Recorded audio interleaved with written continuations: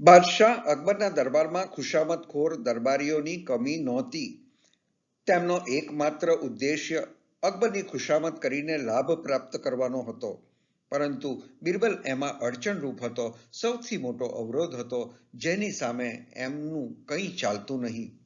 તેથી જ તેઓ હંમેશા બિરબલને નીચો દેખાડવાનો પ્રયત્ન કરતા રહેતા. એક દિવસ બિરબલ સહિત તમામ દરબારીઓ દરબારમાં હાજર હતા. અચાનક અકબરે દરબારીઓ સમક્ષ પ્રસ્તાવ મૂક્યો. અમે વિચારીએ છીએ કે મહિનો 30 દિવસને બદલે 60 દિવસનો હોવો જોઈએ.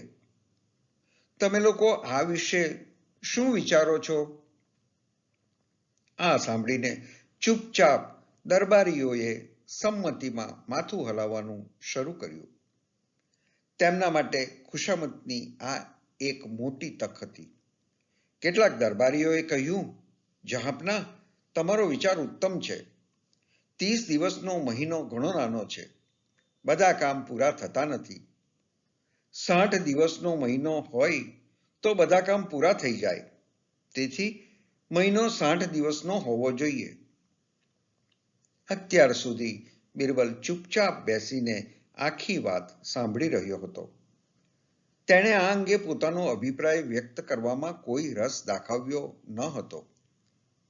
બિરબલને ચૂપ જોઈને અકબરે પૂછ્યું, બિરબલ, તમે આ વિશે શું કહો છો? શું તમારો અભિપ્રાય બીજા દરબારીઓ જેવો જ છે? બિરબલ શાંતિથી બોલ્યો, જહાંપનાહ, મહિનો 30 દિવસને બદલે 60 દિવસ કરવાનો વિચાર સારો છે, પણ આ માટે કામ કરવું પડશે. અકબર કંઈ બોલે તે પહેલા દરબારીઓએ એક જ અવાજે કહેવાનું શરૂ કર્યું, અમે બાદશાહ સલામતના આદેશનું પાલન કરવા માટે કોઈ પણ કાર્ય કરવા તૈયાર છીએ. બિરબલે કહ્યું, ઘણી જ સારી વાત છે. તમે જાણો જ છો કે પૃથ્વી પર ચંદ્રને કારણે 15 દિવસની ચાંદની રાતો અને 15 દિવસની કાળી રાતો હોય છે.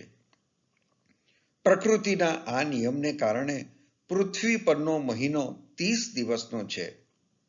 હવે જ્યારે તમે લોકો મહિનાને 60 દિવસનો બનાવવા માટે કંઈ પણ કરવા તૈયાર છો, તો ચંદ્રને 30 દિવસની ચાંદની રાતો અને 30 દિવસની કાળી રાતો બનાવવાનું કહી દો.